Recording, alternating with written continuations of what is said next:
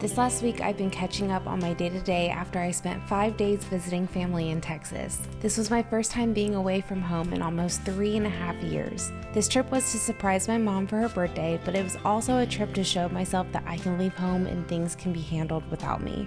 I felt like my anxiety was getting the best of me over the last few months. The last time I left town was when my husband and I eloped in 2019. I didn't have chickens, and I wasn't gardening to the scale I am today. I also didn't have a routine like I currently do either. I started working for myself in 2021, so for the last 2 years, I've built a lot of things into my everyday. I feel like I've always longed for consistency, and for the last few years, life has been just that. I love it, but sometimes it really scares me to know that life won't always be this way. Taking the time to step back and switch things up was really needed to help break up my anxiety cycle that I was having around leaving home. I feel very renewed and refreshed, and I'm ready to welcome the craziness of the spring season. So the next 2 weeks for me are pretty busy when it comes to seed starting. I'm doing all of my tomatoes this week and some herbs, and next week I'm planting a bunch of flowers. I also need to direct sow a few things. So we're finally getting into the heart of a seed starting season. In previous years, I've started my tomatoes 4 to 6 weeks earlier than this year, and I'm so glad I did not start them early. They're just such a pain in the butt. And honestly, I'm just not a big tomato girl. I don't really care for the smell. I don't really like growing tomatoes. I like growing tomatoes for sauce, but I'm not a big fresh tomato eater at all. I mostly, again, just use all of my tomatoes for sauce. I do love cherry tomatoes though, to make bruschettas and focaccia and different types of pizzas and whatnot. But for the most part, most of my tomatoes are used for sauce. I just really don't care for the smell of the tomato plant. And then when you are pruning tomatoes, they make your hands just absolutely disgusting. It's like a tar-like substance on your hands, and I just hate it. I'd say probably we're about 4 weeks out from our average last frost right now, but in reality, we're looking probably more at 6 to 7 weeks before these tomatoes get planted outside, just as a precaution. The last few years, we've gotten some late frost in late April, so I've been planning on planting out my tomatoes the first week of May. When I first started gardening, I didn't realize why a lot of people in my area would always wait till Mother's Day weekend to plant, until I really started to learn the seasons a little bit better. And even though our averages are average, I mean, our weather here where I live is just kind of all over the place, to be completely honest. If you can't tell by the way my temperature blanket has looked.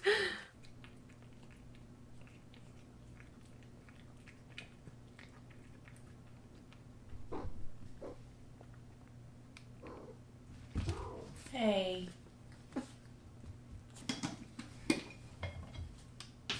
Hey, you already got some kitty nip. Here. I can give you guys both kitty nip. Ready?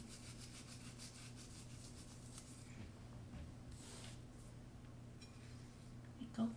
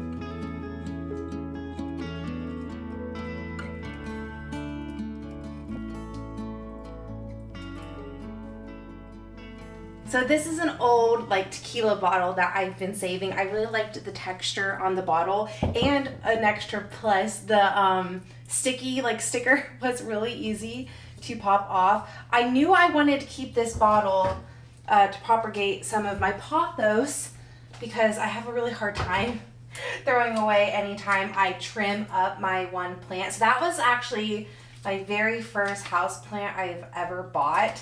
And pretty much every pothos in this house that you see, minus 2, are off of that plant. I've had that plant now for 7-8 years. I have thrown away quite a bit, but it's really easy just to propagate the pothos in water and let them stay in water. And I thought this would be really cute for like the end of some books or just off of a corner. The bottle is like really slender and you can't really tell it's a liquor bottle. I really liked how it had the weaving on top.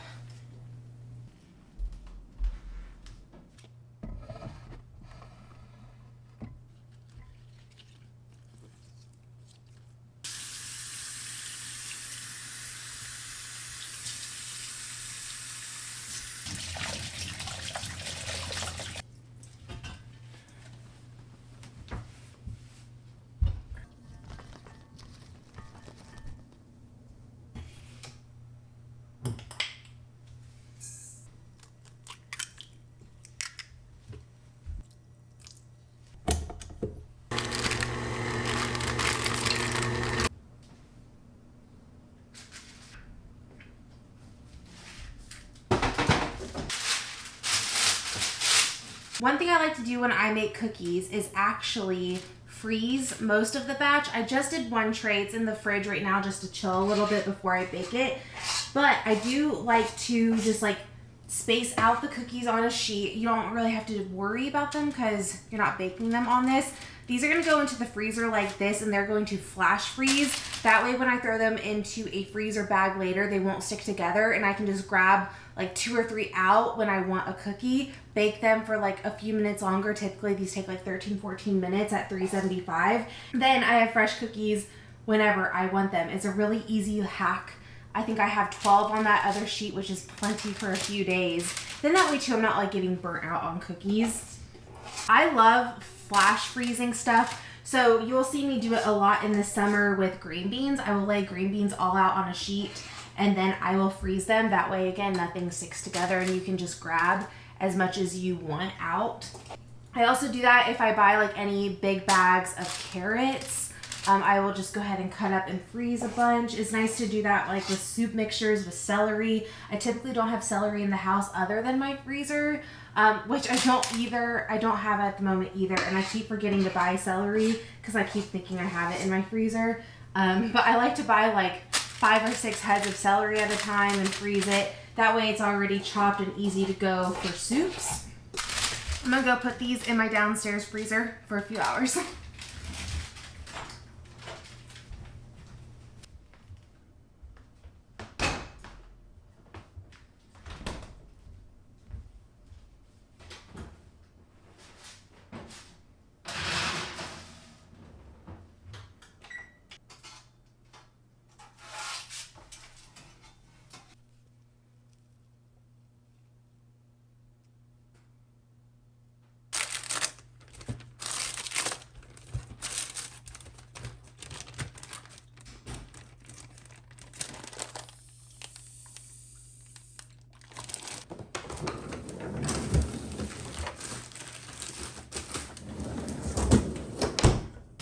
Okay, well, I should have done this morning. We just had a 20-degree drop within like maybe 5 to 10 minutes.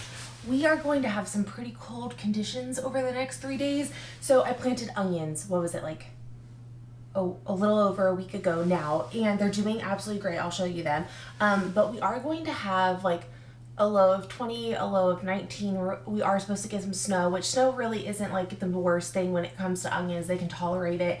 But we are going to get low enough for more than like 4 hours. They kind of say that onions can survive, at least from what I've read, they say onions can survive a low of 20, but only really for 4 to 6 hours.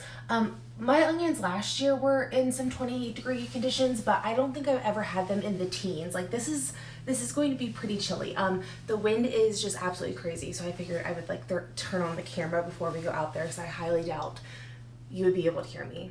I'm halfway worried about my camera knocking over, but I'm going to go ahead and just throw some frost fabric over this stuff. It's going to be interesting because the way I planted everything isn't going to be easy to get a tarp over, and it's really cold and windy, so this is gonna be fun. I should probably also set up some type of wind block for the chickens. I'm really glad I didn't put any of this stuff up yet because we took the plastic off, which again, we're not going to be like low for too long, but we are going to be kind of chilly. Hi girls. I know, it's crazy day.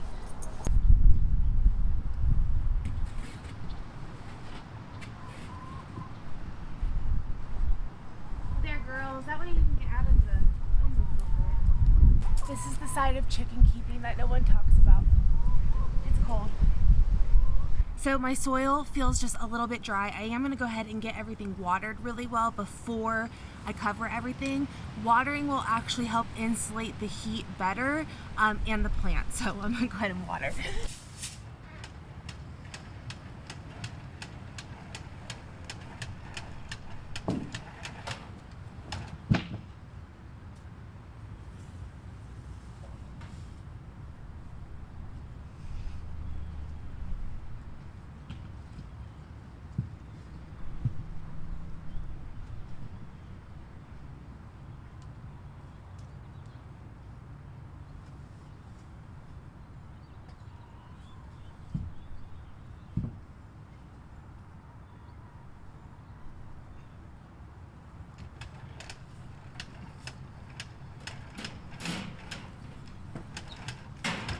I'm focusing really low on the plant. I don't want to get the greens like really wet or anything. I'm also going to mulch a little thicker. Now that these plants have been established for like a week and a half, they've grown a little bit more, and I feel like I'm going to be able to mulch more. I want to at least like 2 inches to help insulate that soil from any like extreme cold.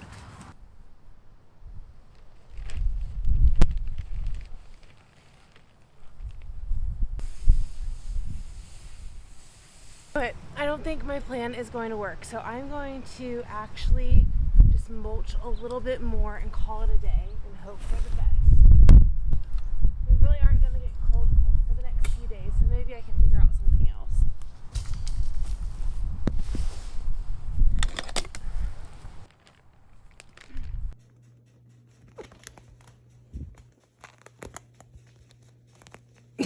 Hi.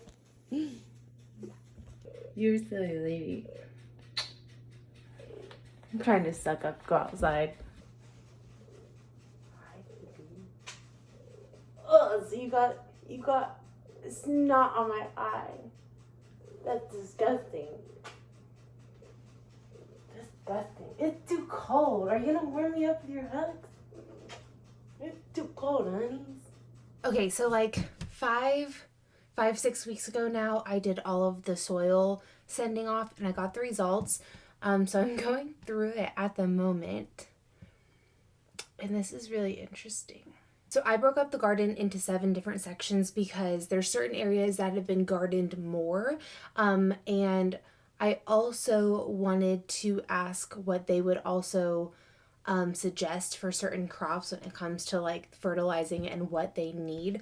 So this is really cool. It's looking like majority of everything is actually low in nitrogen, but the potassium and the phosphate is very high and it's not required at this time. So yeah, it's suggesting that I add nitrogen. Oh. And it's looking like the pH is high. Let me go through all of the zones here. Oh, wow. So even my in-ground space, that's been gardened now for 3 full seasons. That one is also high in phosphate and potassium, but low in nitrogen. And that's where I was finding a bunch of earthworms. I'm actually kind of shocked it's only low in nitrogen because it's just been garden so much. I mean, it's even saying that like all of these zones, the organic matter is really high. I did top everything last year, and then when I added the 12 additional garden beds, I used a good amount of compost when I did everything there. I'm really glad I actually sent off the soils, because this is not what I was thinking my soil was lacking whatsoever. I'm so shocked that the organic matter is high and phosphate and potassium is extremely high, and I only need to add nitrogen to every single area. Every single one. And for example, they literally show you the percentages of each one, tell you exactly what to fertilize with, what not to throw into your soil. Like it says, don't add wood ashes or any further raise in pH. That is something where I might try to get one of those pH balances or like lowers. There's things you can use to lower your pH and up your pH in the soil. So that's something I need to do. I need to add nitrogen and lower the pH a little bit, because the pH is really high and everything's lacking nitrogen. So I'm really, really happy I did this. This was so easy. All I did was go through my extension office. I'll make sure I link the original video of me like going through the garden and doing all the measurements and sending everything off. Okay, I'm going to try this again today. So it's not really a problem tonight, it's the next day. They've predicted a low of like 16 to 18, and that's just a little too low. So I have to get frost fabric over this.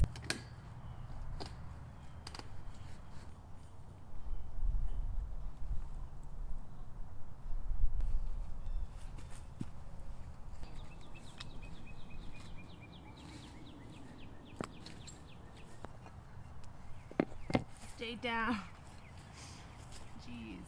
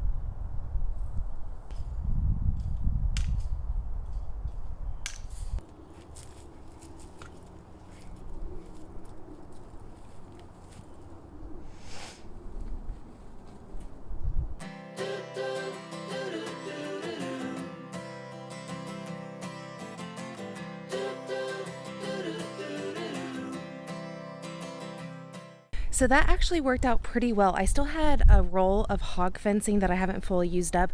We have used this hog fencing for so much around the garden and like hanging up garlic for like curing it and stuff, but I was able to configure and like cut up little sections. I had enough frost fabric to be able to cut everything. And yeah, I think this is gonna work out pretty well for our random 16 to 18 degree low.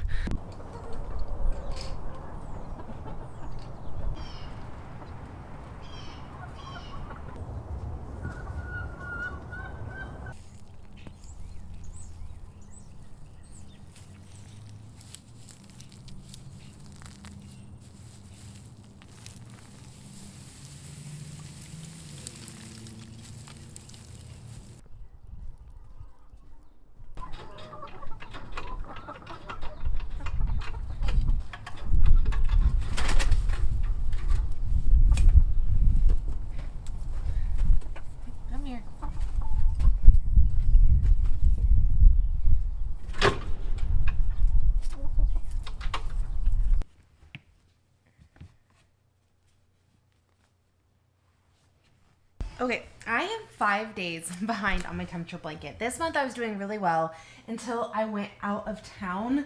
So I really want to get caught up today. So I do have exciting news. I was able to finally use a new color after I think it was 33 or 34 days of not being able to use a new color. We finally hit a day in the 70s. We've only had one day in the 70s, but we've still had a day in the 70s. So that was really exciting. I have now got on my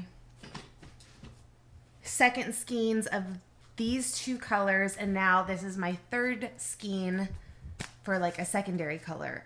So I might actually, I know I will definitely have to reorder these three colors no matter what, because October and November are very similar when it comes to weather patterns. So I really wasn't sure how many skeins, which is this. This is what a skein is. If you don't know, I didn't know until I started crocheting last year.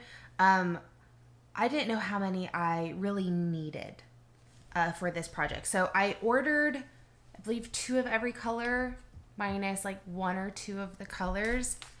I ordered like 1, and then the other one I ordered 3. Hold on. Perfect. Okay.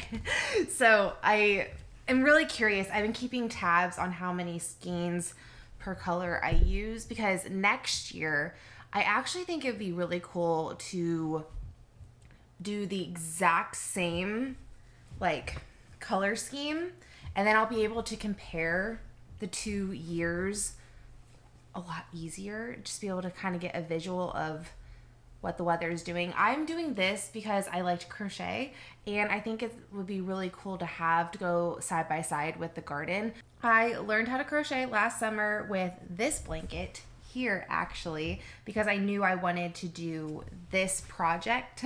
I literally learned how to crochet because I saw what a temperature blanket was, and I was like, yeah, I need to learn so I can do that. I've been wanting to crochet actually for a few years, because I think it'd be really cool if I have land one day to have sheep or alpaca, and then that way I could shear them. I would love to learn how to shear like a sheep, especially since I used to do hairdressing and all of that.